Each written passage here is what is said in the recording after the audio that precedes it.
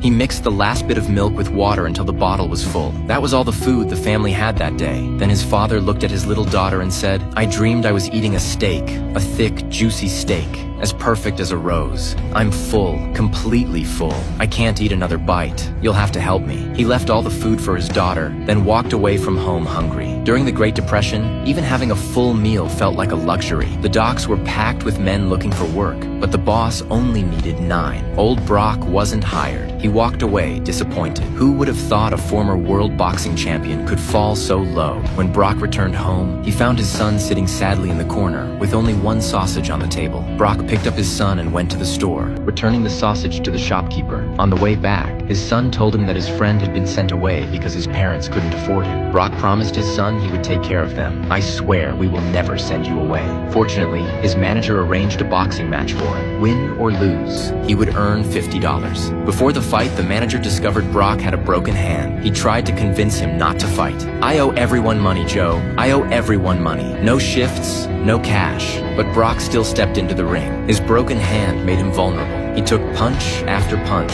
The crowd grew restless, determined to change the outcome. Brock landed a right hook to his opponent's head, breaking his wrist. He won the match again, but didn't get paid. The boxing commission revoked his license. No job meant no gas, no electricity, and rent unpaid. His wife said maybe they had to send the kids to relatives. Brock refused. He had promised his son he would never do that. He grabbed some shoe polish, had his wife paint over the cast so no one could see his injured hand. He still tried to find work. A few days later, the power company cut off their electricity. 4 months of unpaid bills. No lights, they used candles. No heat, they burned the fence for firewood. Even so, the kids got sick. As a mother, she couldn't bear to see them suffer. In desperation, she sent them to relatives. When Brock came home, they argued and she stormed out. She thought he would leave her, but in reality, he had put aside his pride. He went to the welfare office and received $19 in relief. Still, it wasn't nearly enough to pay the bills. Finally, he went to the boxing commission for help. "You know me. You know if I have anywhere else to go, I won't stay here. If you can help me get through this, I'll be forever grateful." Some people sympathized and helped. Some refused. Eventually, he talked to his manager. He broke down and cried. "How can you be sure it's you?" His manager gathered enough money and brought Brock's kids home. They survived the winter.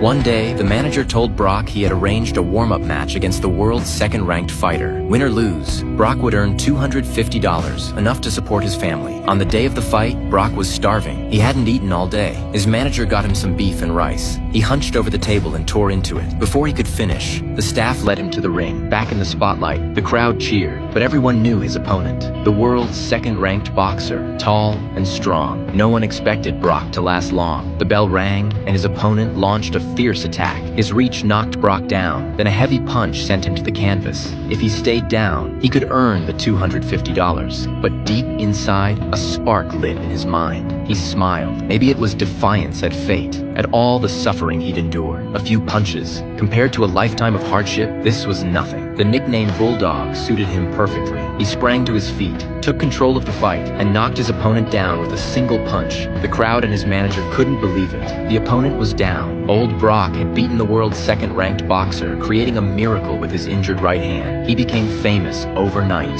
Back home, he lowered his head, pretending to be disappointed. His family had planned to encourage him. "I won. I know you. I won. He won. He won. He won. Ha ha ha." That night, they finally shared a real meal. Soon after, the manager arranged another fight, giving Brock a large advance. But his wife was unhappy, worried he'd get hurt again. So she went to the manager and begged, "Please don't make him fight again." When the manager opened the door, she froze. He had sold everything just to give Brock another chance at boxing. The manager then persuaded the club owner to give Brock more fights. Brock trained harder than ever. His punches faster, fiercer. His ability to take hits increased because he could no longer let his family go hungry. In the ring, he fought like a bulldog, gripping his opponent tight, never letting go.